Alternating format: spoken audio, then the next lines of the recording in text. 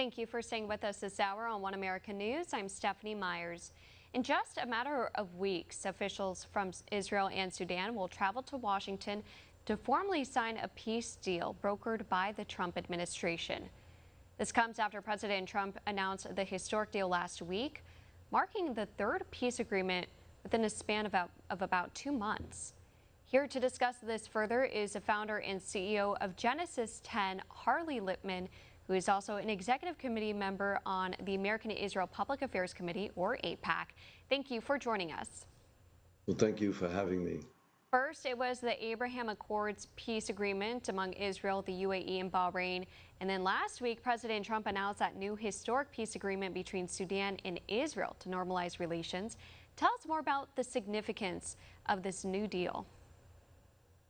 Well, when you look at the region, you see that this is just one more validation of acceptance of Israel in the region. That's one area of significance. When you add to the fact that you have to look at who wins and who loses. So let's start with the country of Sudan itself. Why would they want to do this? They were on a sanctions list by the United States, which was crippling their economy.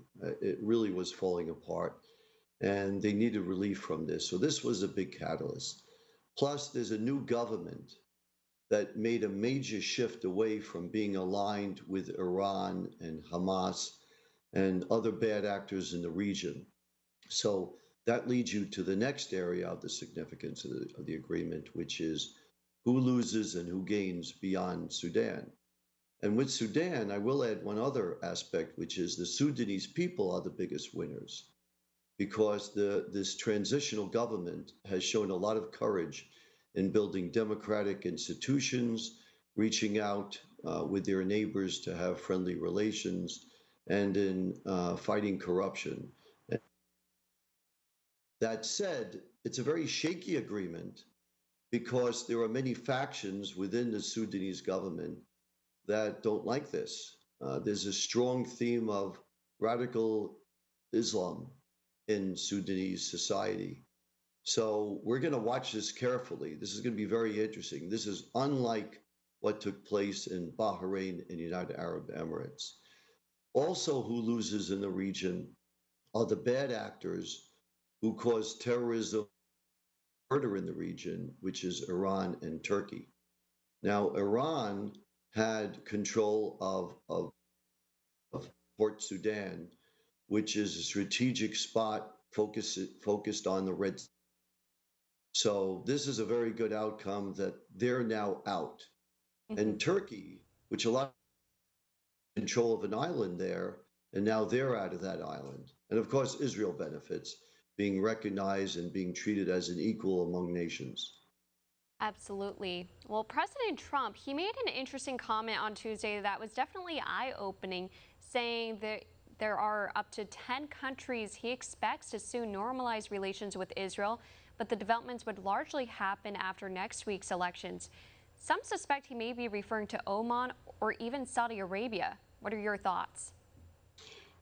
There are a list of nations that are in active discussions right now with the United States and Israel. You're right, Oman is one of them, Morocco, Pakistan, and there are many others. Saudi Arabia is clearly the key prize. They're the guardian of the Sunni religion and of the world's Muslims. Sunnis make up 85% of the world's Muslims. So they are the most important country in all of this. They're the guardian of Mecca and Medina, the two holiest sites in the Muslim religion. So that's a country that we've been actively speaking to, and we will wait and see. And then I want to ask you, the two presidential debates and even the vice presidential debate did not touch on foreign policy. I believe there was just one question regarding North Korea. How important are these evolving relations with the Middle East and Israel in regard to how people will vote in the 2020 elections?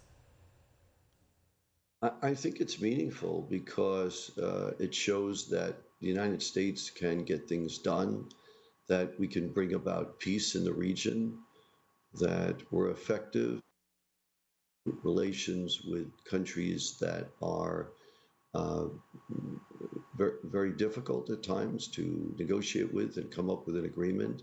These issues are long-standing; they're very complicated. So, helping to bring about peace in the Middle East with the United States is very important.